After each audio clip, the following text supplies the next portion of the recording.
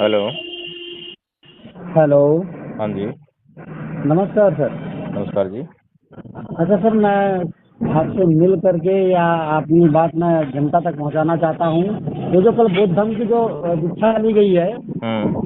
तो कल आपने इसको कवर किया, तो सर मेरे अंदर भी कुछ अपने भारतवासियों के प्रति कुछ बातें हैं जो मैं आप लोगों से साझा करना चाहता हूं। अगर आप लोग कवर करें मुझे तो बड़ी मेहरबानी। कैसे करें बताओ। अगर आप आ जाते हैं, मैं मिस्त्री आदमी हूँ। हम्म। मैं गाड़ियों के टायरों का मिस्त्री हूँ। अच्छा। सिंह साहब नाम है मेरा। हाँ। और मैं दिल्ली कंझाला में मेरी दुकान है। अच्छा। अगर इधर आते हैं तो बड़ी मेहरबानी है आपकी। क्या विचार है बताइए, क्या बताएंगे आप। अपने भारत वासियों को एकजुट कैसे किया जा सकता है। और बताइए। जो एकजुट करने का मतलब ये है, जैसे कि हम लोग अभी जाति और धर्म में बटे हुए हैं। हम्म। हमें इन्हें एक करना है। हम्म। और सबसे बड़ी जाति जो है भारतवासी है। ठीक है। और जो भारतवासी सबसे जाती बड़ी, है।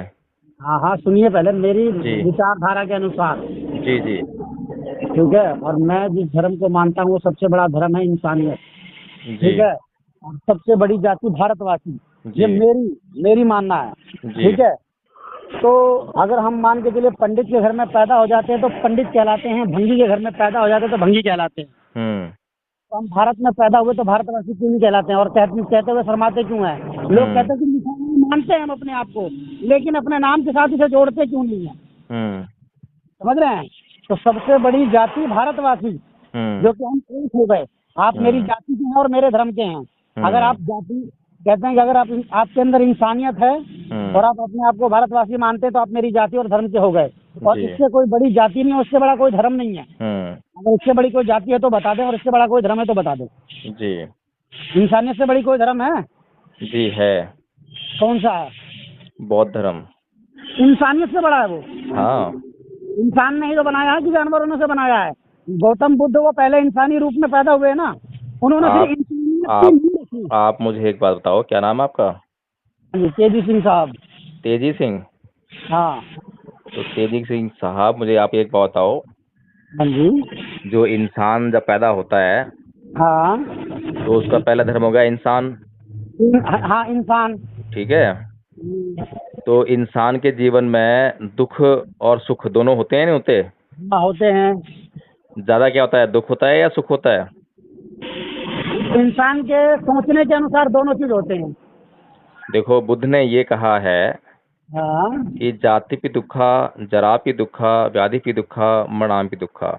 यानी हाँ। कि इस संसार में जन्म लेना दुख है, हाँ। रोग दुख है, बुढ़ापा हम्म। दुख है, मृत्यु दुख है। हम्म। कुल मिलाकर जो है इस ये जो जीवन है इसमें दुख ही दुख है। हाँ। ये जीवन जो है दुखों से भरा है। ठीक है। और इसी की खोज करते हुए बुद्ध ने जो है यह पता लगाया कि हम्म। दुख जो है क्या है और दुख का अंत कैसे किया जा सकता है। तो उन्होंने चार आर्य सत्य बताए लोगों को कि भैया हम्म। चार आर्य सत्य हैं। पहला है दुख है, दूसरा है दुख का कारण है, तीसरा है दुख के कारण का एक निवारण दुख है। है दुख के कारण का निवारण है। उसे निवारण अगर है, हम दुख, हाँ, और चौथा है उसका एक मार्ग है। मार्ग है, हाँ, रास्ता है। ठीक है, चार बातें बताई बुद्ध ने जो है, हम्म। जिन पर चलकर जो है आदमी कुछ खोज कर सकता है कि अपने दुख को दूर कैसे किया जा सके। फिर बुद्ध ही नहीं हाँ। रुके, बुद्ध ने जो है निवारण के तहत यानी चौथा जो नियम है उसके तहत आर्य अष्टांगिक मार्ग का भी सिद्धांत दिया लोगों को, हाँ। जिस पर चलकर जो है लोग अपने दुखों को दूर कर सकते हैं। हाँ।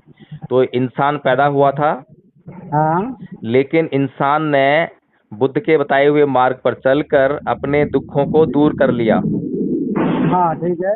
तो इंसान को सुख कहाँ से मिला। चलने से और इंसानियत स्थापित करने से। हम है ना, अरे भाई एक साहब, मिनट भाई पहले साहब, भाई साहब, बोलिए। देखिए, आज हमारे समाज में जो आपने एक समस्या देखी है वो है जाति और धर्म को लेकर, है ना। हाँ, समस्या है और उसका समाधान निकाला है मैंने। सुनो, हाँ पहली जी। समस्या जो आपकी जाति की है वो बिल्कुल ठीक है।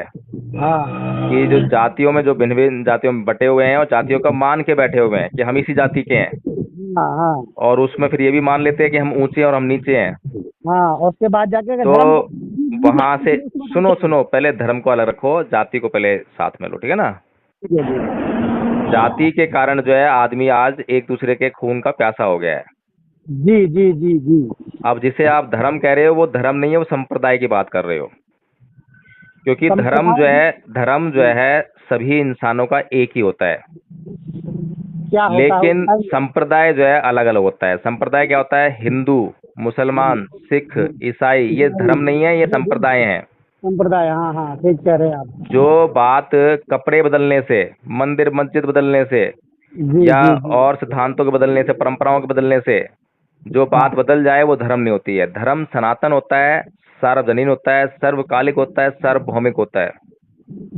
जो बुद्ध की बताई हुई बातें हैं वो कहीं भी किसी भी काल में किसी भी समय में, मतलब आप चेक कर लो, किसी भी देश में जाके चेक कर लो, वो एक जैसी पाएंगी। जी जी जी। मैं बुद्धिज्म का मैं पुजारी हूँ, ऐसी बात नहीं है। नहीं, मैं मैं पुजारी वैसे होने की बात नहीं कर रहा हूँ, मैं वो बात कर रहा हूँ जो सच है और जिसकी जांच की जानी चाहिए।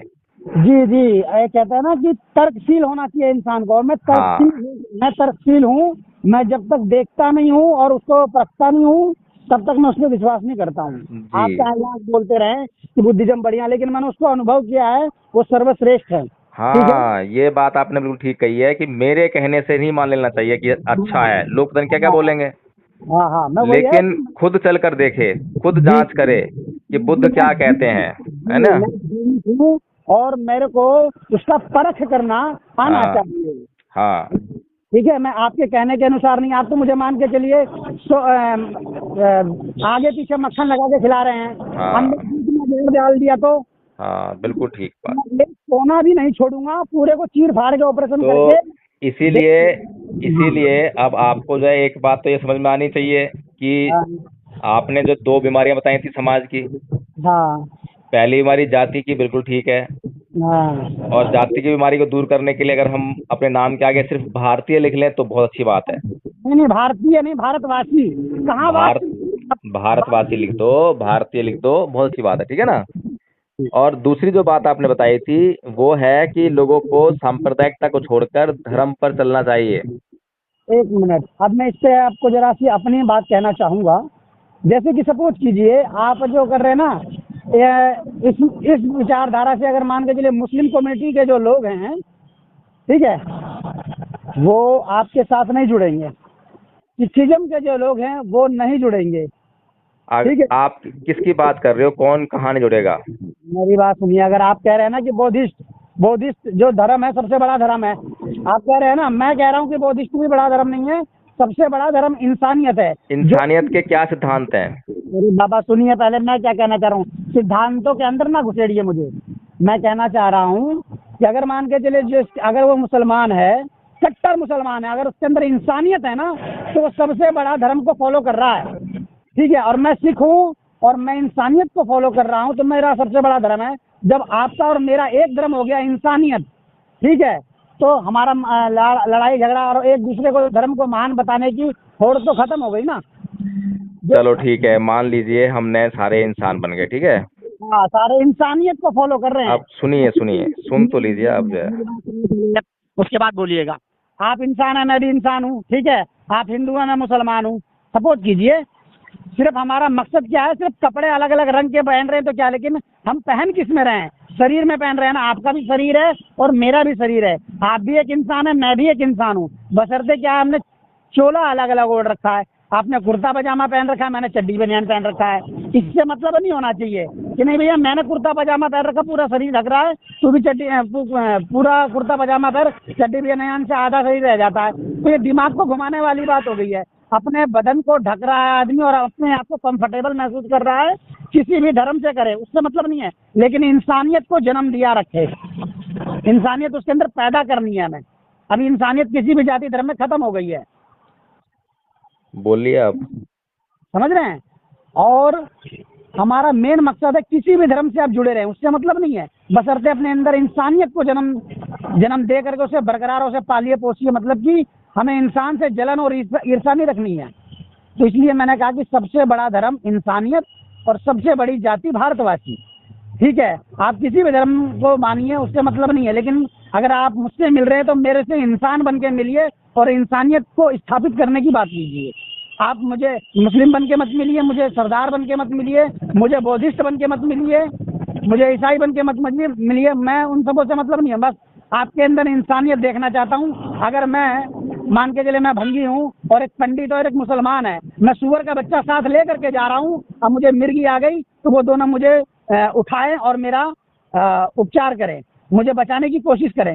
ये ना देखें अरे ये तो साला सुअर का बच्चा लेके जा रहा है और ये नीची जाति का है, नीचे कुल का। अरे मैंने प्राकृतिक के दिए हुए बनाए हुए उसको ले रखा है ना। मान के चलिए सुअर जो है मैंने तो नहीं बनाया है, परमात्मा ने बनाया है, कुदरत ने बनाया है उसको। मैं उसको उठा करके ले जा रहा हूँ, उसको पाल रहा हूँ, पोस रहा हूँ, उसके अनुसार मैं अपना जीवन यापन कर रहा हूँ। और लेकिन ये दोनों मुसलमान और हिंदू जो पंडित हैं, ये लोग, मैं अगर मिर्गी आ गई मुझे तो देख करके छोड़ के चले जाएंगे, कहेंगे साला ये तो नीचे कुल का है, ये इसको इस जानवर को फॉलो कर रहा है, मैं इसको बचाऊं नहीं। अरे बाबा, सबसे पहले वो जानवर को छोड़ो, मैं इंसान हूँ, मुझे बचाना उनका कर्तव्य बनता है। इंसानियत उसको कहते हैं। चाहे बुद्धिस्ट हैं, अगर मान के चलिए, अगर वो जो भंते बने घूम रहे हैं अभी, मान के चलिए अगर मैं सूअर का बच्चा लेके घूम रहा तो वो भी कहेंगे यार मैं कहीं अपवित्र ना हो जाऊं, उनके दिमाग में ये थिंकिंग ना आ जाए। इस थिंकिंग को खत्म करने के लिए भी मैंने सोच रखा है कि एक स्कूल बनाना है मुझे। ठीक है, उस स्कूल में 5 साल का बच्चा लूंगा और 22 साल तक उसका रहना, खाना पीना, कपड़ा, कॉपी, किताब, दवा सब कुछ फ्री होगा। चाहे अमीर का बच्चा हो या गरीब का बच्चा हो। मैं प्रधानमंत्री बनना चाहता हूँ मान के चलिए, और मेरा बच्चा भी उसी स्कूल में शिक्षा ग्रहण करेगा, उसी स्कूल में रहना खाना पीना होगा, जिस स्कूल में उसी स्कूल में झाड़ू मारने वाला का बच्चा भी होगा, और मैं प्रधानमंत्री हूँ, मेरा भी बच्चा होगा, और वो ना मैं फीस दूंगा ना वो फीस देगा। अब आपके दिमाग में ये ख्याल आएगा कि भैया इतने बड़े संस्था को चलाने के लिए अब और पैसे से ये चलेगा, उनका रहना खाना पीना, कपड़ा, कॉपी, किताब, दवा सब कुछ कैसे होगा। तो इसके लिए भी मैंने सोच रखा है कि स्कूल में हम लोग दान लेंगे, ना कि फीस। ठीक है, जैसे कि अगर आप उसके कमाई के अनुसार, अगर मान के चलिए मैं 10,000 रुपये महीना कमा रहा हूँ तो मैं एक बच्चे पे 10% दूंगा, 1,000 रुपये महीना। ठीक है, मेरे 2 बच्चे हैं तो 2,000 रुपये महीना दूंगा, और वो बच्चा हमारे घर नहीं आएगा, जब वो शिक्षा ग्रहण कर लेगा तब आएगा। इस शिक्षा व्यवस्था कैसी होनी चाहिए, स्कूल कैसा होना चाहिए, स्कूल ऐसा होना चाहिए जैसे माँ का गर्भाशय, 9 महीना बच्चा माँ के कोख में रहता है ना, और उसके आँख कान शारीरिक रचना जितनी है सारी पूरी हो जाती, तब जाके वो माँ के गर्भ से बाहर आता है। उसी तरीके से जब बच्चा शारीरिक रूप से, मानसिक रूप से परिपूर्ण हो जाएगा, मजबूत हो जाएगा, तब वो स्कूल से बाहर निकलेगा। ना उसे माँ बाप उसे बरगला सकते हैं, ना उसके साथी संगति बरगला सकते हैं। स्कूल के अंदर ऐसे टीचर रखे जाएंगे जो कि कैमरे के अंदर निगरानी रखते हुए, बाबा साहब ने 1949 की परिस्थितियां देखते हुए हमें वोट देने का अधिकार दिया था, और मैं सन 2022 और 24 की परिस्थितियां देखते हुए वोट वापस लेने का अधिकार दे रहा हूँ। ठीक है, वोट कैसे देना है और कैसे लेना है ये भी सोच रखा है मैंने। ना मैं ईवीएम से वोट लूंगा, ना मैं बैलेट पेपर से वोट लूंगा। वोट लेने का तरीका दूसरा है, ये मैं बताऊंगा जब आप लोग आएंगे मुझे खबर करने तब। ठीक है, और उसके अंदर मान के चलिए कोई 10 करोड़ रुपए महीना कमा रहा है या 1 करोड़ रुपए महीना कमा रहा है, वो अपनी इच्छा के अनुसार स्कूल में दान देगा, अपनी कमाई का 10% एक बच्चे पे। ठीक है जी, और मैं 10,000 रुपये कमा रहा हूँ, लेकिन शिक्षा एक जैसी मिलेगी। भारत की शिक्षा नीति एक करनी है, अभी शिक्षा नीति एक नहीं है, अमीरों के लिए अलग है, गरीबों के लिए अलग है, फला के लिए अलग है, लेकिन भारत की शिक्षा नीति एक नहीं है। मुझे भारत की शिक्षा नीति एक करनी है। हेलो, हाँ जी, बोलिए आप। हाँ सर बोलिए। और कुछ बोलना है? हाँ जी, बोलना है आपके अनुसार। अभी तो बहुत सी बातें हैं, मैं 4 साल से इस पे पढ़ाई कर रहा हूँ, डेली मंथन कर रहा हूँ, और लिख रखा है मैंने। और नहीं तो मैं तो जब बोल सकता हूँ जब आप सुनेंगे। बिल्कुल, अब मैं सुनूंगा, जैसे आपने सुना वैसे मैं अब आपकी सुनूंगा। हाँ, आपके विचार वास्तव में बहुत आदर्श विचार हैं, इसमें कोई संदेह नहीं है। जी सर, धन्यवाद। ठीक है, और आपसे पहले भी जो है लोगों ने, बड़े बड़े दार्शनिकों ने ऐसे विचार रखे हैं समाज के सामने कि ऐसा करना चाहिए। करना चाहिए, लेकिन किसी एक को तो अलग जगानी पड़ेगी ना सर। सुनिए अब वापस। हम्म, लेकिन उनको इम्प्लीमेंट करने के लिए जिस मानसिकता की जरूरत होती है वो मानसिकता पैदा नहीं हो पाती। जी सर, एग्जैक्ट राइट बोले आप। अब मैं आपको जो है थोड़ा सा मार्गदर्शन देना चाहता हूँ। मैं सिर्फ बुद्ध के धम्म की तरफ आपको लेना चाहूंगा। आपने इंसानियत की तरफ ले गए, बहुत अच्छी बात है, इंसानियत सबसे पहले होनी चाहिए, वहीं से फिर बुद्ध का धम्म स्टार्ट होता है। जी सर, बस बस बस, बहुत मैं आपको चरण स्पर्श करना चाहूंगा, जो मेरी बात आपको समझ में आ गई, बस। और बुद्ध का धम्म जानने के लिए, समझने के लिए इंसान होना बहुत जरूरी है। सबसे पहली जो सीमा, वो जो क्राइटेरिया है, वो इंसानियत का ही है। हाँ जी सर, इसीलिए मैंने सबसे पहला बोला है कि हाँ धर्म मेंशन किया है, तो सबसे बड़ा जो धर्म है इंसानियत, उसके बाद जाकर के कोई भी धर्म आता है।